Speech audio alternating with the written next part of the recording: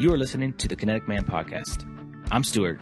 And I'm David, and we want to walk with you on the journey to living a life defined by uncommon action that is full of purpose, adventure, and meaningful relationships.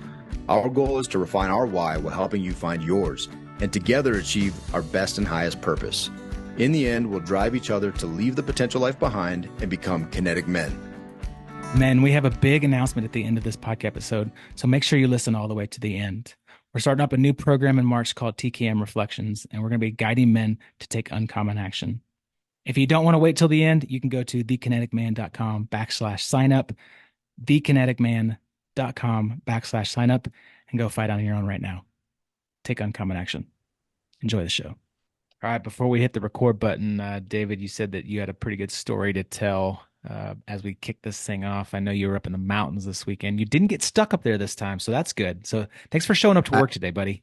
I actually thought, dude, so Clayton, it's funny. We had to cancel a podcast 2 weeks ago because I went to the mountains, stayed up there with my family. It's crazy. We were in Keystone 2 nights in a row. It snowed 12 inches.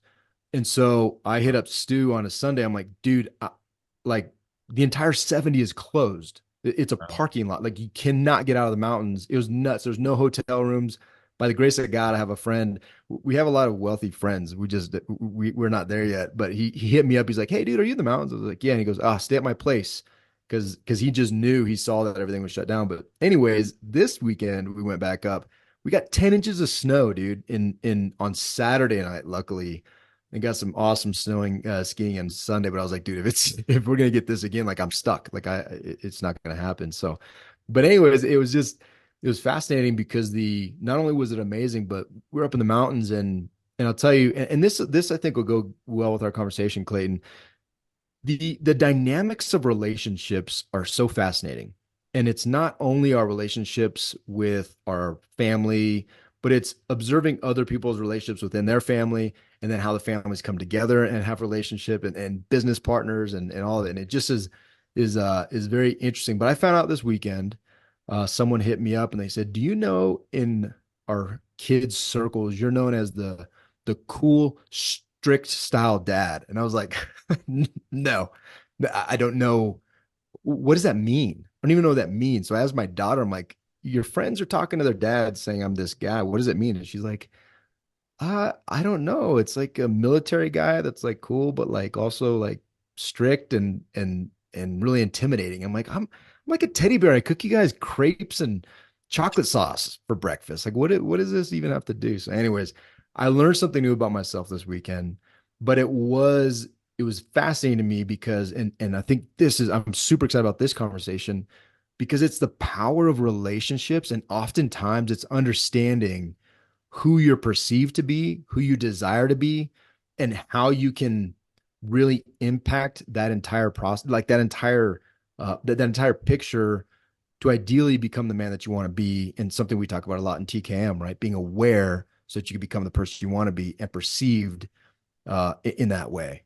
And so I'm super excited about this, Clayton. I'm going to warn you ahead of time. This may be a coaching / counseling session for Stu and I the entire time. So I just wanted to give you a heads up on that. Yeah, I'm ready.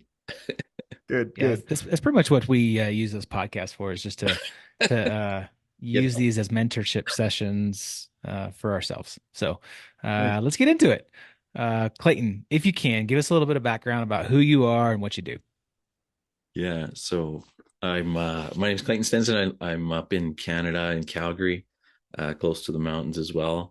And what I do, I've kind of just fallen into it over the years, but essentially I work with companies that run on the entrepreneurial operating system. And primarily what I love to do is coach the visionary and the integrator within that system on their relationship and how to work together well.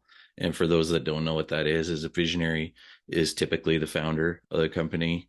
They're usually really good at sales. They're usually really good at ideas. They're good at strategy. They're good at high level problem solving, but usually they're not very good at systems and details, and they get bogged down and hate that kind of stuff. So the system recommends you have a second in command, like an integrator, who can do that, right? They can be the day-to-day operator and make things happen and make the vision a reality. And they have a very different skill set. So I work with them. I am more of an integrator, although I'm discovering my visionary side these days. But that's kind of a quick high level of what I do. Hey, Clayton, and I'm just curious before we dive into the specifics of some of the interrelational stuff that the work that you do.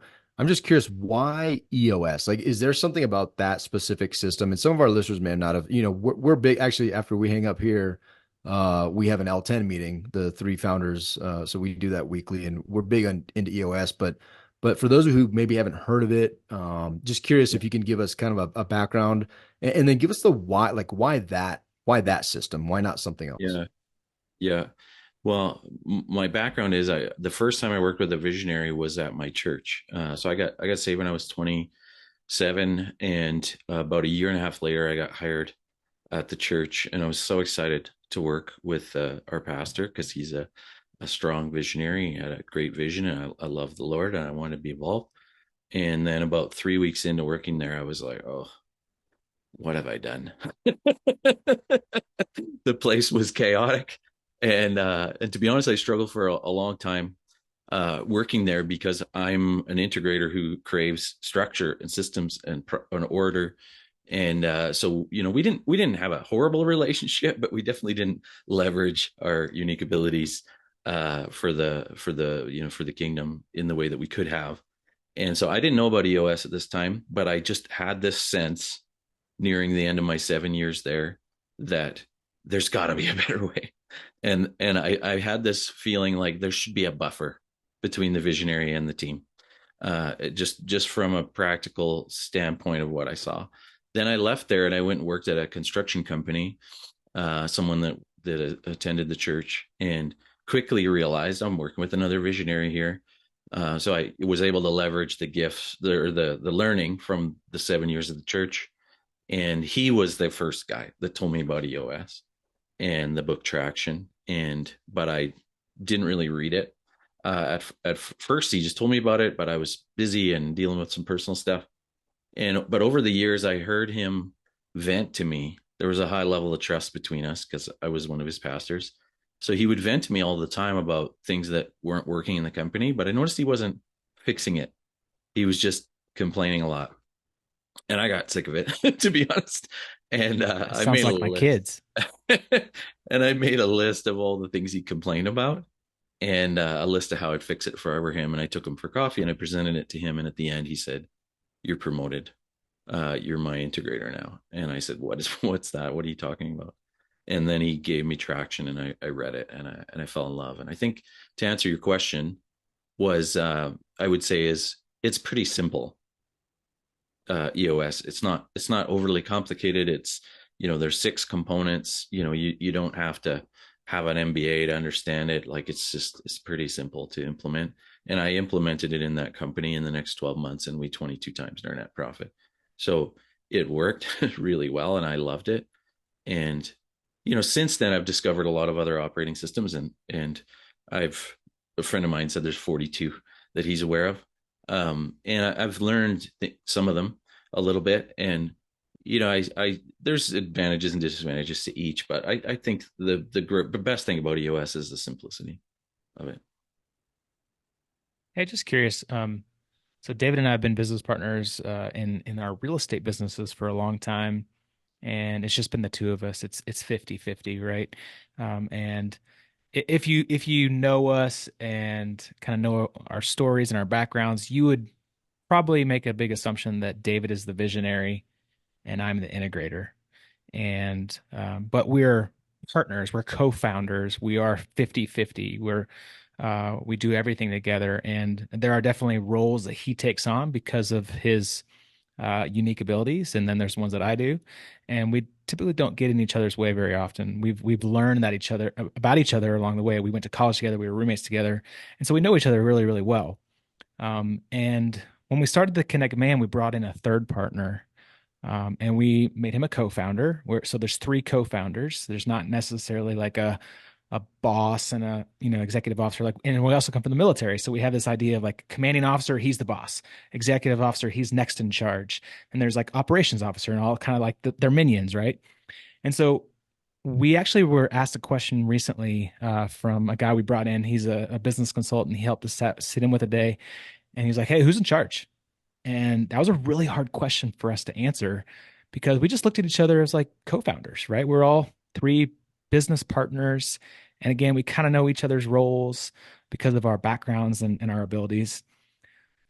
The question is, do you always see it as the visionaries, kind of like the entrepreneur, the leader, the CEO, and then the integrators always, what you call the second in command, the guy doing all the nitty gritty detailed work. Do you always see it that way?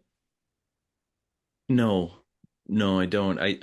You know, it's a easy way to explain it to people, and I think it makes a lot of sense when you explain it that way.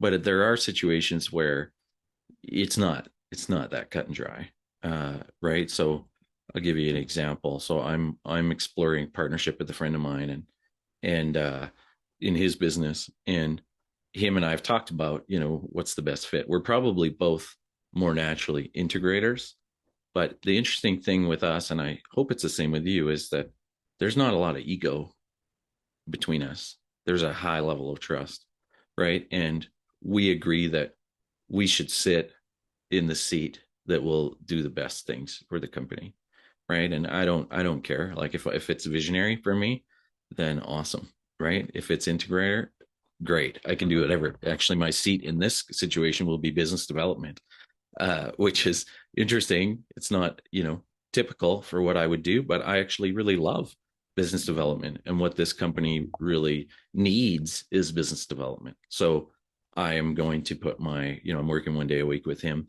That'll be my main focus. So, you know what? I think the main thing though is that you do need some sort of structure, right? Like you do need some sort of way to know who is where. But if you have a group of people that don't care about ego, right, and aren't narcissistic and just can just be and work together for the betterment of the company, then I don't think it matters. But you still do need lanes. Does that answer your question? Yeah, no, that's awesome. And real talk, what if one of the founders in this scenario, me, is like just better looking, right, than the other ones? Does that Questionable. play into anything? I don't know. I think that's something to consider. You don't have to answer that question. It's just something to consider. Depends Um, on the context of your business, I guess. that's true. That's true. We had considered doing some modeling. We had purchased some fanny packs and we had done some it was all self-proclaimed modeling. There was no It agency failed. or It anybody. failed. Is this a tangent alert, Stu? Visionary. So I do you touch on something that when we were being consulted, I found it to be fascinating, and we really, as Stu alluded to, we struggled through it a little bit, but I think there's also comfort once we came out at the other end. And the reason I want to ask this question is also for the benefit a lot of our listeners and a lot of our quite frankly the men in the Kinetic Man are entrepreneurs, and a lot of them are partners, and they seek partnerships. A lot of them are doing like real estate type transactions that are bigger deals, like big apartment complexes, and just the partnership is inherent in most of the things that a lot of these guys do and the things that we do. I'm just curious, how important when you talk about you touched on it, but the roles and responsibilities. I think a lot of people are somewhat reticent to jump in, especially if they're co-founders and their peers. They're reticent to kind of define those. Do you see that as something that's critical in execution to define, no kidding, these are the roles and it's actually more beneficial to the business than it is detrimental to the friendship or relationship? I'd say it's mutually beneficial for both, right? Because if you're like in a visionary integrator situation, if you're crossing over, and stepping on each other's toes, it's going to destroy your relationship, not only your business but your relationship too, right? So I'll give you an example. The first visionary integrator, although they weren't running on EOS that I ever coached, uh, I was explaining to him what the visionary integrator was, and he said, "Oh yeah, I'm the visionary." And I'm like, "Yeah, I know." And he said, "I just hired my girlfriend to be my integrator because I needed help with that side of things." And he said, "You need to help us, right? Because we're going to kill each other if you don't." And I said to him, "Well, I don't have a program for that. I hadn't even started down this path yet. And he's like, make one. Like, seriously, like, we need your help. And I said, okay, well, I'll make something. Right. And in the first session, they like had a big blow up, and I had to be like, okay, time out, pause, stop. Like, let me tell you what I see. And I'll just tell you what I said. I said, you as a visionary have expectations up here of what you want your integrator to do, but your communication is down here. Like, you have not communicated anything. Integrators thrive within structure and wilt without it. And you are, not only is she in an industry she's never been in before, but now you're asking her to do things without you explaining it to her. Right. And he was mad at me, to be honest. At the end of that call, I'm like, I don't know how this is going to go in the end. But the next week, all credit to him. He came back. He said, I thought about what you said, and you're right, and I'm sorry, and we need to, we need to work on this. So we spent the next 4 weeks like really helping her to get the structure that she needed. And I just went for breakfast with him between Christmas and New Year's, and he said, yeah, it's going great, and you changed everything for us. I don't think we'd be together in business or in a relationship if it wasn't for those 5 weeks we spent with you. So yeah, I think it's crucial for sure. It's interesting, this topic comes up because we hear a lot from people within our network. They always say that, friends shouldn't go into business together, or family shouldn't go into business together. And David and I we were college roommates for 4 years. We were in each other's weddings, best friends, way before we started our businesses together. And then we decided to do our business, and we do life together. We do everything together. And a lot of people ask, like, hey, how's that going? Like, how's that going for your friendship? And there's definitely times where, like, we don't like each other. Like, we love each other, but we don't like each other sometimes. And there's challenges. And we've had to be really, really intentional about ensuring that our relationship is first and foremost before business. But I know that's not always the case. And I'm curious. I mean, have you seen successful business? Obviously, the one with the guy and the girlfriend. But would you give a recommendation to not do business with family, to not do business with friends? No, I wouldn't. Um, I probably wouldn't give any different advice than I would if it was not business. Well, maybe a little bit different, but I would say enter with your eyes wide open. And, you know, um, I talked about ego before, like, don't enter into a business, family or not, with someone who is narcissistic and isn't able to put themselves aside for the betterment of the business. And and obviously values match is extremely important, right? Like, there's people in my larger family that I wouldn't go into business with for sure, right? Because there's not a values match there. But and my philosophy is that we should lead people in a way that is not just about the business, right? It's about how do we grow this person, how do we develop this person, what do I need to say to them that might hurt them, but it's for their best interest, right? So I think in some situations, and I would say my friend that I'm considering partnering with, I'm excited to work with him. I know it's going to make our friendship better because we're both very humble and we're willing to have those hard conversations and help each other grow. So I don't know if that answers your question, but it's yes, it is complicated. To be honest, I wouldn't go into business with my wife. I think we're just too similar. I think we would I don't know if it would end well. But I know that because of the self-awareness, right?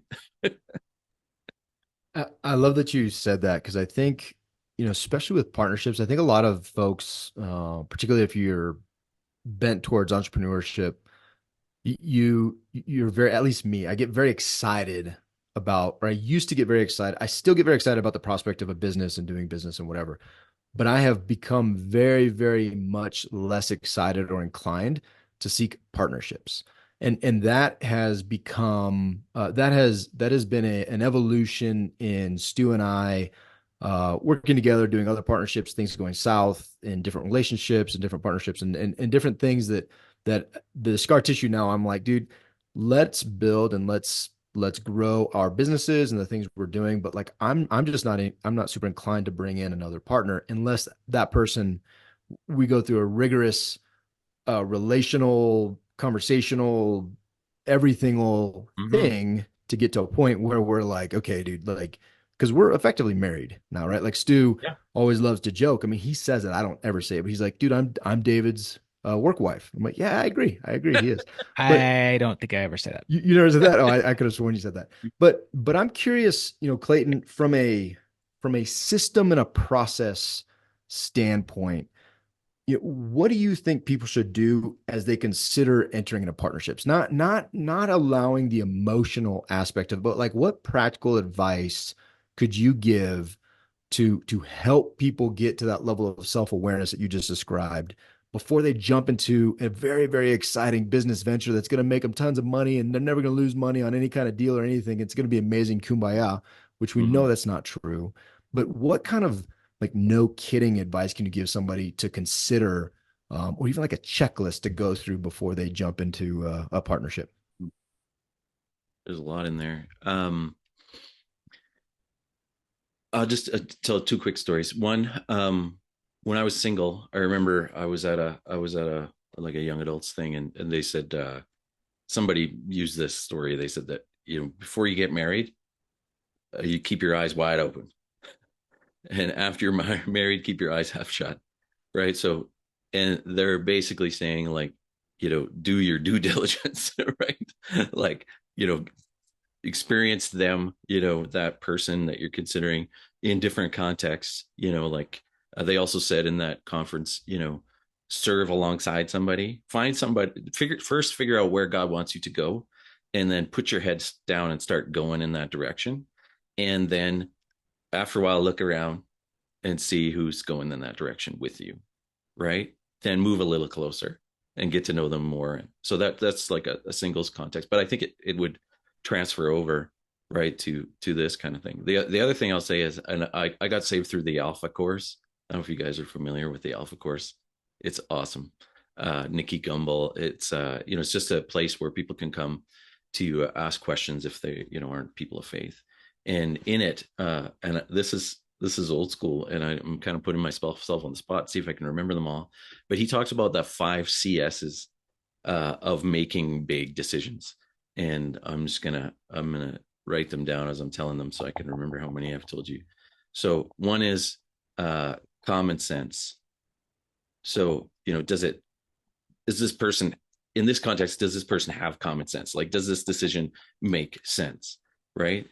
Second one is counsel of the saints, right? So don't make a major decision without first asking people in your life that you respect and that have positive fruit and knowledge and wisdom that can weigh in on it. Third one is compelling spirit. Um, so do you have? For me, I'm very led by the spirit. Peace or lack of peace. I've had many situations where I've made a decision to do something and I think, man, logically, this just should not make sense.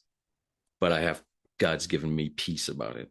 Right. So I'm gonna consider it. And, I've had situations where I've waited and waited and waited and like the peace won't go away. And it's like, okay, well, I think this is the right thing. Um, Man, now I put myself on the spot. Let's see if I can get the other ones. Counsel of the Saints, common sense, compelling spirit. Um, I'm gonna have to Google it to be honest.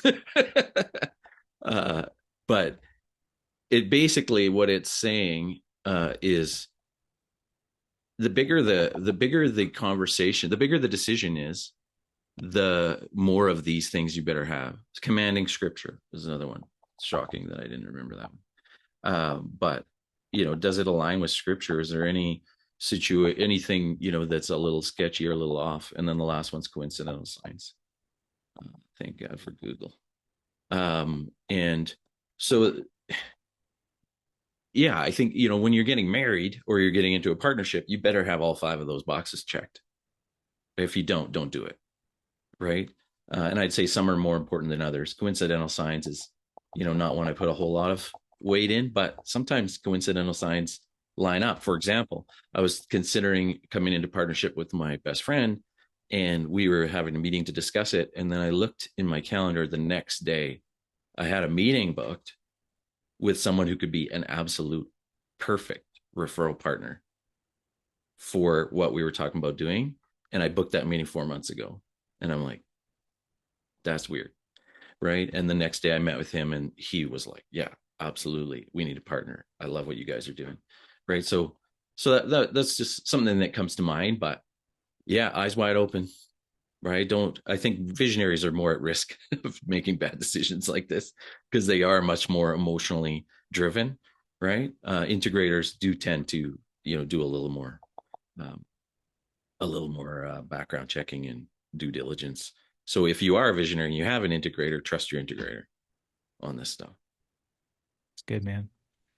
We've had some interesting conversations, the three of us, and then separately the two of us, David and I, just about handling unmet expectations. And you've talked a lot about it on your website, and talked about it in your story between the man and his girlfriend about communication. Mm-hmm.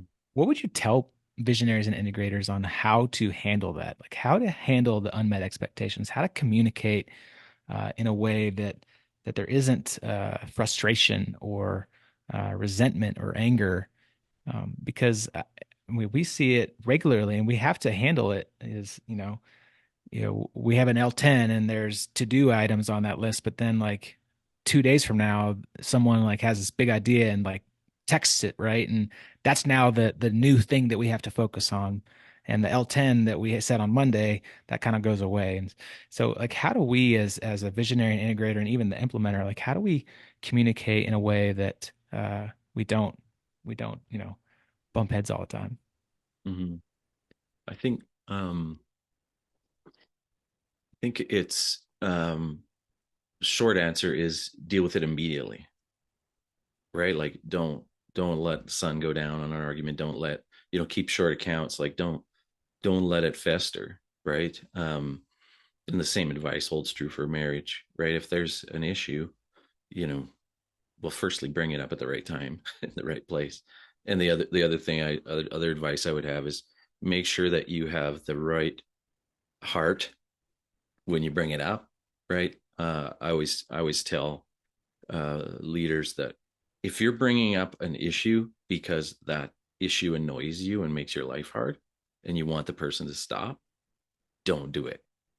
Don't bring it up because you're going to attack and they're going to defend, and it's going to end poorly, right? And this is a Christian podcast, right? So, pray and ask God to help you to have the right heart, that your heart is more about, this is something that, like, if Stu, you're correct, David, it's like, okay, Lord, help me to, to see this from the perspective of how does this, me correcting or bringing this up help David to be more of what you want him to be, right? So it's like intent kind of matters more than technique, right? It's like what's my heart behind it.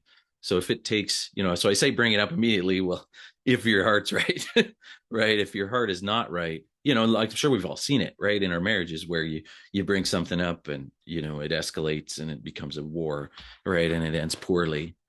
So yeah, just make sure your heart's right before you do it. And I've had that too when I was a pastor for 7 years, situations where it's like, okay, I got to have this conversation. Like, God, prepare their heart. This is probably going to be hard to hear, but this conversation needs to happen for their betterment in the long run, right? So that helps, if that answers the question. Yeah, no, and I think it's amazing. Yeah, just interestingly, the sermon from my church this past weekend, they're talking about relationships. He's talking about relationships, and he talks about expectations. And he said, typically, and you said it earlier, the exact same way. He's like, your expectations are up here, but your communication skills are down here. And so there's a giant gap, and that has to be addressed. And oftentimes, especially with someone like me, that can be addressed with time reflection and just like, maybe just be quiet for a second, just think about it, allow your thoughts to, the emotions to kind of subside and have, work very specific on that communication. And to that point, I would love to hear more. Like Clayton, what do you do? What is it that you do now from a professional standpoint? And because I love, I love your website, and I love the title that, excuse me, I love the title that you of your website and of you, but the Unity Guide, and that there's a lot to that, and one of the biggest, one of the things that Stu and I and Stephen talk often about is this idea of being a guide, right? This idea of being a guide, and a great Christian author. He's a business author now. He's still a Christian, but I was introduced to Donald Miller as a, blue like jazz and his Christian works that were amazing. But he's big on this idea of a guide. And so, I would love just for you to kind of explain what is a unique guide, what is it that you do, and what's the intent behind it? What are you trying to get people towards? Mhm.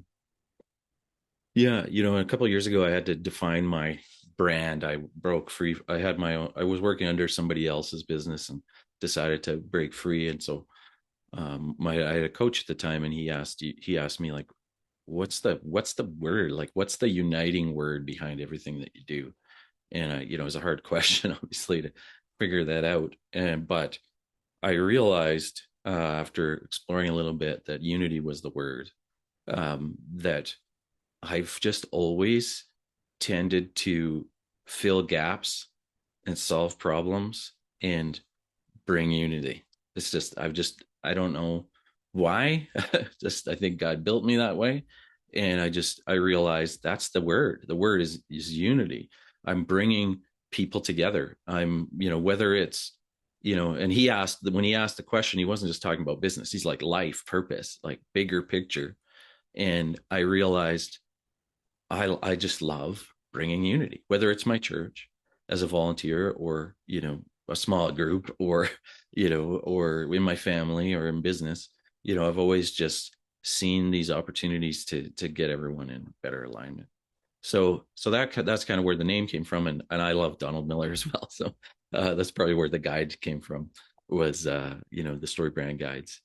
So what I do now, though, there's really essentially two things. One is I'm a fractional integrator. So usually I have one client at a time where I'm working with them in the integrator role, but only, I would call it even more so, an interim integrator. So I'm not there for years. I'm there for 6 to 12 months. Usually there's a issue, that led to the previous integrator leaving or whatever. So I come in, and essentially I bring unity, right? I lead and solve problems and get things running better, and then I help them to find a new full-time integrator that could take on that role. So I have one client locally here that I'm working with right now, 2 days a week, and that's what I do. But that isn't the main focus, although it does take up some of my time. I do feel like God has called me into this relationship coaching for the visionary integrator. And it's funny that you brought up the marriage analogy, because I jokingly call it marriage counseling for the visionary integrator, because I think there is a lot of similarities. Because, man and a woman, God made them differently. They have different unique abilities. They have different lenses, how they see the world. Visionaries, integrators are exactly the same. I was actually explaining to my wife one day the kind of the framework that I'm building, and she said, "This would work equally well in marriage."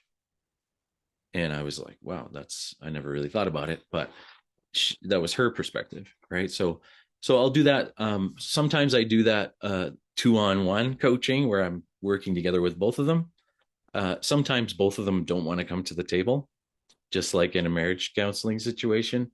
So often it's the integrator that wants to come, to be honest. And I don't think it's because the visionary doesn't think there's a problem. I think it's just more likely that the integrator sees the downstream consequences of this relationship not being optimal. So then I'll coach them, one-on-one, how to improve their relationship, because there's a lot of things that one person can do to improve a relationship. And you don't need both people at the table. So those are the two main things. Hey, how does someone even get to a point where they know themselves? You talk about maximizing each other's unique abilities. Well, what if someone hasn't done the work required, and it's work. I I think David and I have intentionally, over the past just couple years, it's kind of a recent thing to really do the inner work. to figure out our unique abilities, to figure out who we are, who God made us to be, and align in that. Um, what would you tell someone that doesn't even know where to start? Like where do they figure out who they are as an individual and really know their identity? Mhm. I'd say get around somebody who's done the work, right? Like get a mentor, right? I myself, I hadn't when I got saved, I hadn't done the work at all, right? And I was in the place where it was like I'm the only one that's messed up, like I just kind of had this belief, and then I got saved, and the church had these great courses, so I joined one of the courses, and it was like, wow, people were sharing like really openly and deeply, and I'd never been around that before. I grew up on a farm, it was like you just work, you don't talk about your feelings, you just suck it up, right? And all of a sudden these guys in this group were like sharing deeply, and I was like, wow, these guys are messed up, it's not just me. And Make you feel better about yourself because they're like way worse off than you are. I wouldn't say that necessarily, but it freed me. Yeah. It's like, holy, I can talk about this stuff. There's a place to talk about this stuff, and people aren't going to judge me, right? So I don't know how people who aren't saved, and don't have that unconditional love of God can do the work. Personally, because it was that freed me. It's like, okay, I'm messed up, but I'm still loved, so I can be right, and I can start to sanctify and work through all this stuff, right, and not have to worry about what anyone will think, because God loves me regardless, right? He sent Jesus to die for my sins regardless of how messed up I am, right? And so yeah, I think getting around like a group of guys, like in your guys's, I'm assuming that's what you guys do, right? I don't actually know too much about what you guys do, but just getting in a group of guys, like I lead a faith-driven entrepreneur group, for example, and I've led tons of different groups over the years. So just getting around other people that are on the same journey is crucial. And then to be honest, like if you need to get counseling, get a coach. Like I've had tons of counseling over the years. I've been on all sorts of support groups for different issues that I've come up against. So um and just keep walking with God through it, and he'll help you figure it out. Yeah, I love that, Clayton. You're right. One of the reasons we started the Kinetic Man was to bring men together. But it was exactly to your point. It was is it, the ground rules to join the group are honesty and vulnerability, right? Like you have to be willing to come into the group knowing that nobody's going to judge you, but also being able to be completely free to be vulnerable and to be honest and to share.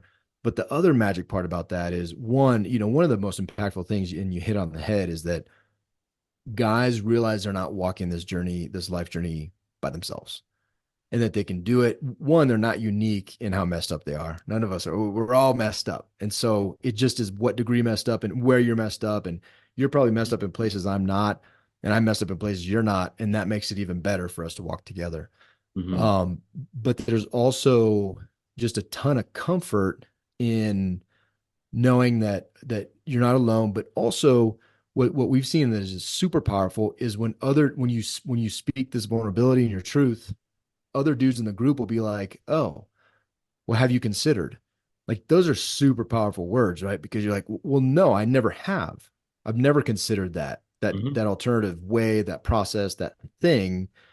And that has time and time again in the Kinetic Man has literally been the catalyst to change a dude's life, Mm-hmm. completely change their life, because like I just never thought that was something I could do, and and and they do it, and it changes everything, right? It changes everything. And so that's the other benefit of being open and honest and being in a group, like you said, Mm-hmm. because you are going to be exposed to things that you never even thought about, and that could be the one simple thing that changes everything, right? That changes everything for your Absolutely. life. And I could probably walk through the last 16 years of walking in faith and different, I could tell you like milestones, right? Where this conversation did this conversation did this, right? Like it's amazing what God can do when you get around a group of guys that are trying to do the same thing, trying to grow. I love it, man. Well, hey, how do our listeners find out more about you? I've watched many of your videos on your YouTube channel. They're fantastic. They're just really good information. So where do we send people to find out about you, the Unity Guide? I'm very active on LinkedIn. I love LinkedIn. Met amazing people on there. So that's a great way to find me. Or, as you mentioned, the YouTube channel, which is the YouTube channel is just called the Unity Guide. So yeah, would love to chat with anybody who wants to grow. Awesome, man. And give us our your website as well. It's just theunityguide.com. Awesome. Clayton, this has been a fantastic episode. I learned a lot, and as you know, quote unquote, the integrator, I have lots of work to do on the visionary here. So Well, I'll pray for you. yeah, thanks, man. I'll put some of your recommendations to work immediately after this episode. We have our L10 next, so we'll talk Okay. about it. We'll talk Put him about on it. the issues list. I will.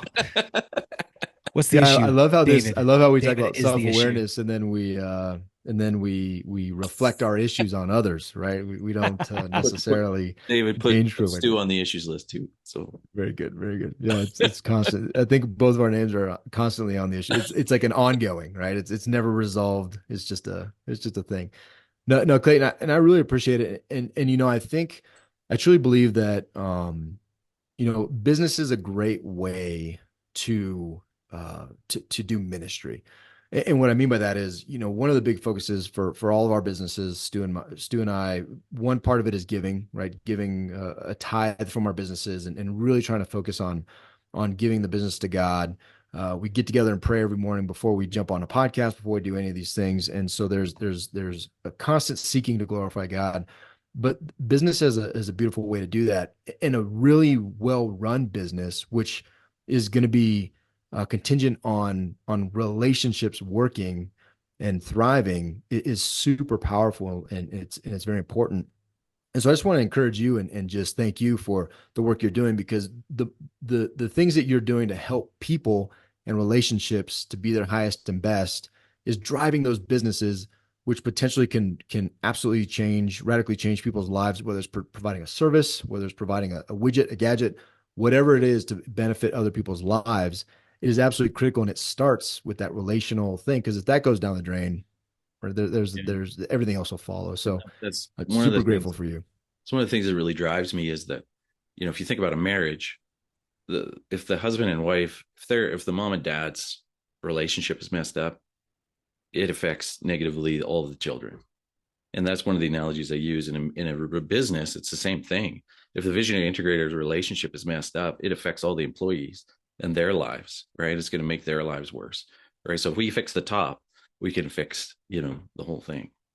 I love it. I love it. That's Well, I don't think it's fantastic. a coincidence that you were a pastor and did ministry professionally, and I don't think it's a coincidence that now you're doing this, because I see it as God's hand in your work now, and so I just want to encourage you to keep crushing it, man. Keep doing your thing, because it's a beautiful thing, and it makes a significant eternal impact. So thank you. All right, guys and gals, hey, reach out to Clayton if this is something you need. If you're the integrator and need to get at the visionary's heart, or if you're the visionary and you need to get the integrator's heart, Clayton can probably do that for you. So reach out. We'll put his links in his show notes. And hey, let's all go take uncommon action. See ya. Thank you. Hey, would you be interested if I told you that I have a 4-step framework to become super successful and incredibly good looking? If so, grab a pen and take some notes, because here we go. Step 1, define what success looks like to you in your life and the most important aspects that you say are a priority. Not someone else's definition, but your own definition. From that, create a vision that breaks it down into daily action steps. Step 2, take action. Turn those steps into habits, track them, and know that there'll be challenges along your journey.